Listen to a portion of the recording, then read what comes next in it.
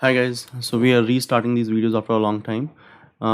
आज हम stack and cues की ये वीडियो रिकॉर्ड कर रहे हैं, तो we would not beat around the bush, we would start right away. इस वीडियो के अंदर मैं आपको सिखाऊंगा कि स्टैक जावा में इस्तेमाल कैसे करते हैं, उसके कॉमन फंक्शंस क्या होते हैं, उनकी कम्प्लेक्सिटी क्या होती है, ये सब हम यहाँ पर डिस्कस करेंगे. ठीक है, लेट्स स्टार्ट. तो देखिए, थोड़ा सा पहले हम बोर्ड पर डिस्कस कर लें.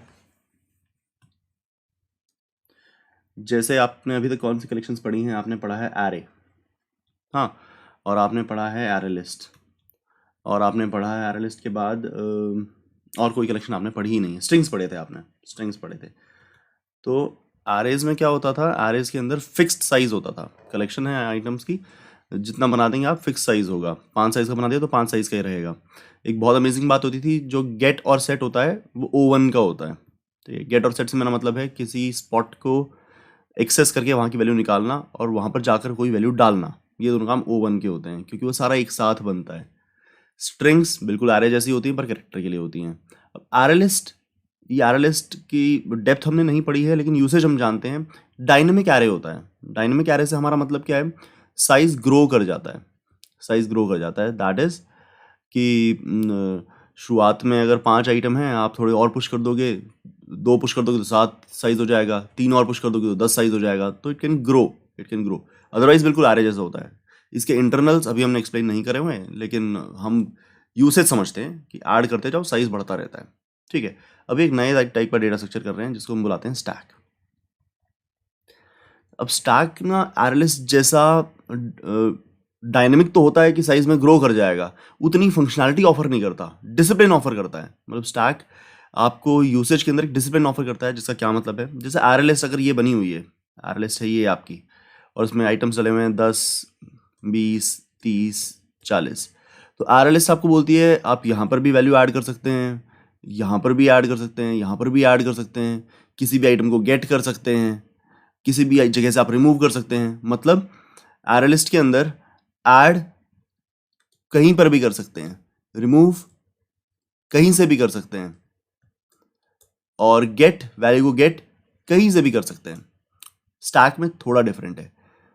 स्टैक में एडिशन सारा टॉप पर होगा, टॉप या एंड बोला लीजिए, टॉप पर होगा. रिमूवल भी टॉप से ही होगा. चेक भी आप टॉप को ही कर पाएंगे. ऐसा नहीं होगा कि कहीं से कुछ भी कर लिया, जैसे एरेलिस्ट में कहीं पर भी कुछ भी ऐड हो जाता है. तो ऐसा स्टैक में नहीं होता. स्टैक का एब्स्ट्रैक्ट देखिए. स्टैक का जो ऐड का फंक्शन है, स्टैक का जो ऐड का फंक्शन है, वो स्टैक के टॉप पे ही चीज़ें ऐड कर पाता है. स्टैक को ये हॉरिजॉन्टली नहीं दिखाते जनरली, स्टैक को यूं दिखाया करते हैं, यूं दिखाया करते हैं. तो आपने बोला ऐड 10, तो यहाँ ऐड 20, तो यहाँ ऐड 30, तो यहाँ. ठीक है, तो जो गेट करता है उसका, वो गेट भी सिर्फ टॉप वाले को ही गेट कर सकता है. आप गेट को कोई इंडेक्स नहीं दे सकते. गेट का मतलब बस ऊपर वाला गेट करके दे दे.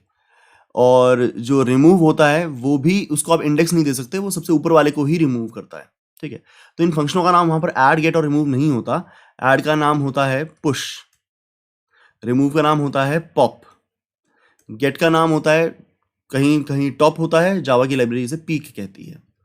तो आपके फंक्शन कौन से बन गए? पुश, पॉप और पीक. एडिशन के लिए पुश, रिमूवल के लिए पॉप, और चेक करने के लिए, देखने के लिए पीक. ऑफ कोर्स एक साइज नाम का फंक्शन है, जिससे आपको पता लग जाएगा साइज कितना है. तो इन सारे फंक्शनों को मैं ऊपर लिख के रखता हूँ, और फिर इनका एक बार एब्स्ट्रैक्ट बिहेवियर आपको दिखाता हूँ कि पिक्चर में क्या होगा. ठीक है, लेट से हमारा पहला एक्शन आया पुश 10, तो भाई इसमें 10 डल जाएगा. फिर आपने बोला पुश 20, तो टॉप पर 20 डल जाएगा. आपने बोला पुश 30, हम बोला ठीक है 30 डल जाएगा. Push 40, so what's hard about that, 40 डल जाएगा. आपने बोला पीक, तो आपको 40 देखने को मिलेगा. ठीक है, आपने बोला पॉप, तो 40 रिमूव हो जाएगा. आपने बोला साइज, तो इस टाइम पर साइज 3 है. आपने बोला पीक, तो पीक आपको 30 देगा. आपने बोला पुश 50, तो 30 के ऊपर 50 डल जाएगा. 40 तो रिमूव हो चुका है. आपने अब बोला पॉप, तो 50 रिमूव हो जाएगा. आपने फिर बोला एक और पॉप, तो 30 रिमूव हो जाएगा. आपने बोला एक और पॉप, तो 20 रिमूव हो जाएगा. आपने बोला एक और पॉप, तो 10 रिमूव हो जाएगा. आपने एक और पॉप बोला तो एरर आ जाएगी, एक्सेप्शन आ जाएगा, क्योंकि कुछ आइटम है ही नहीं. तो आई थिंक बेसिक आपको समझ में आ रहा है। मैं थोड़ा कोड करके दिखाता हूँ तो ताकि आपको और क्लैरिटी हो जाए। ठीक है, लाइए थोड़ा कोड करें।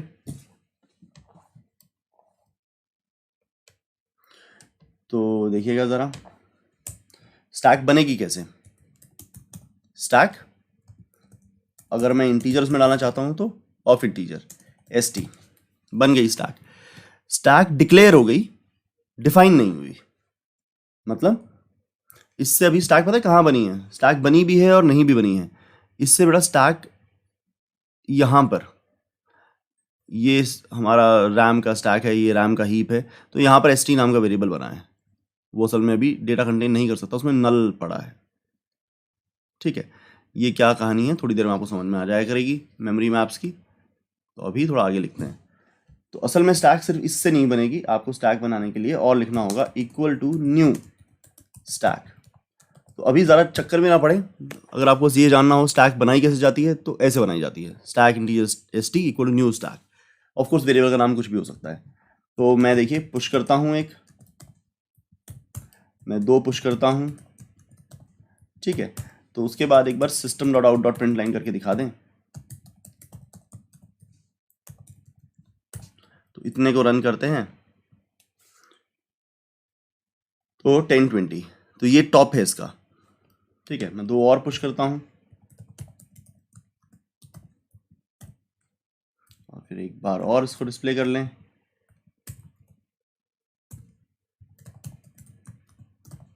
तो अब वो पुश तो आई थिंक समझ में आ गया। Push just keeps on adding to the end और to the top, however you like to think. अगर अब मैं करूँ एक पीक, तो देखिए मैं कैसे लिखूंगा इस चीज़ को, ये देखिएगा system dot out dot print line, मैं इसको लिखूंगा स्टैक डॉट पीक प्लस थोड़ा स्पेस बार कर लेंगे और साथ में साइज भी प्रिंट करा लेंगे।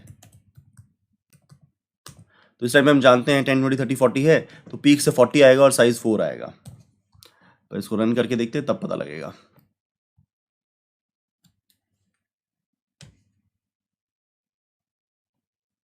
तो 44, नाइस। ठीक है, तो अब इसको थोड़ा आगे कोड करते हैं।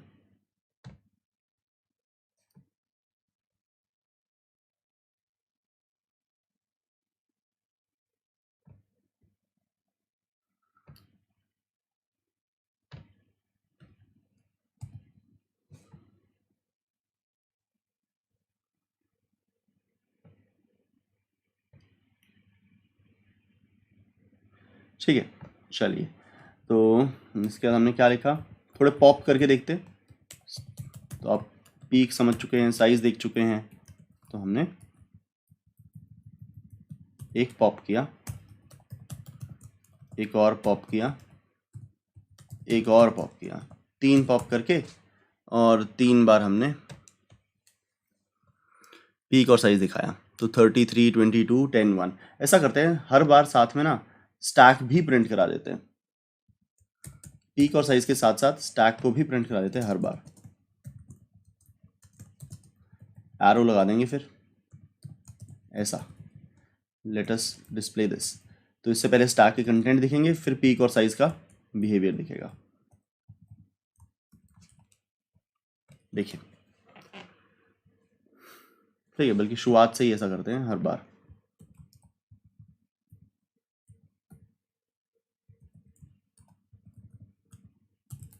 बिल्कुल शुरुआत से 10 को डाला तो स्टैक पीक साइज, एक एक लाइन करके आप समझते जाइएगा। 10 को डाला तो stack is 10, peak is 10, size is 1। 20 को डाला तो 10 20 और पीक ने दिखाया 20, साइज ने दिखाया 2। 30 को डाला तो यहाँ देखिए 30 को डाला तो यहाँ पर आपको क्या दिखाया जा रहा है, यहाँ पर आपको दिखाया गया 10 20 30 और 30,3। फिर आपने 40 को डाला है, in fact I mark it a little तो आपको थोड़ा समझ में आ जाए मैं कहाँ बात कर रहा हूँ। 40 को डाला तो आपको ये वाला जवाब देखने को मिला 10 20 30 40। 10 20 30 40 स्टैक से प्रिंट हुआ, पीक से क्या प्रिंट हुआ 40 और साइज आया 4। फिर आपने पॉप किया, पॉप करने के बाद स्टैक कितनी रह गई आपकी 10 20 30 और पीक पर 30, साइज 3। एक और पॉप किया तो ये वाला पॉप किया तो 10 20 और पीक पर 20, साइज 2। एक और पॉप किया तो स्टैक रह गई 10, पीक पे 10, साइज 1। अब एक और लास्ट पॉप कर सकते हैं, इसके बाद हम ज़्यादा पॉप कर नहीं पाएंगे, सिर्फ एक पॉप कर पाएंगे, तो लाइए वो पॉप भी कर लेते हैं। उसके बाद पीक से कुछ नहीं मिलेगा, हमें एरर आ सकता है। देखिए ये पॉप होने के बाद, ये पॉप होने के बाद स्टैक खाली हो जाएगी, पीक में कुछ बचेगा नहीं, स्टैक डॉट साइज 0 होगा, तो एक्सेप्शन आनी चाहिए। यहाँ पर एक्सेप्टेड के बजाय कुछ और लिखा आएगा, लेट्स सी। हाँ जी, रन टाइम एरर आ गया। पता है ये रन टाइम एरर क्यों आ गया? ये रन टाइम एरर आ गया क्योंकि अब पीक नहीं हो सकता, क्योंकि कुछ बचा ही नहीं। तो मैं पीक को हटा देता हूँ लास्ट में से, सिर्फ स्टैक और स्टैक के साइज को प्रिंट करते हैं, लेट्स सी। तो रन टाइम एरर चला गया। तो देखिए उसने लास्ट में क्या प्रिंट किया, जब आपने बिल्कुल लास्ट के अंदर ये वाला पॉप किया, जब आपने ये है वाला पॉप किया, तो उसने स्टैक को प्रिंट किया खाली, और साइज कितना प्रिंट किया? 0। ठीक है, तो I think this would help you understand कि कैसे एक बेसिक स्टैक काम करती है।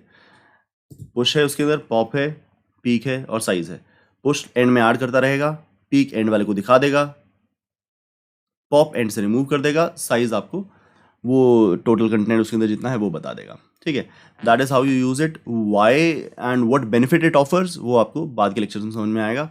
आई होप कि जितना मैंने यहाँ पर समझाया उतना आपको समझ में आया होगा। तो हम अब स्टैक के बेसिस पे कुछ क्वेश्चंस करेंगे, तो मिलते हैं नेक्स्ट वीडियोस के अंदर। Thank you so much, bye bye.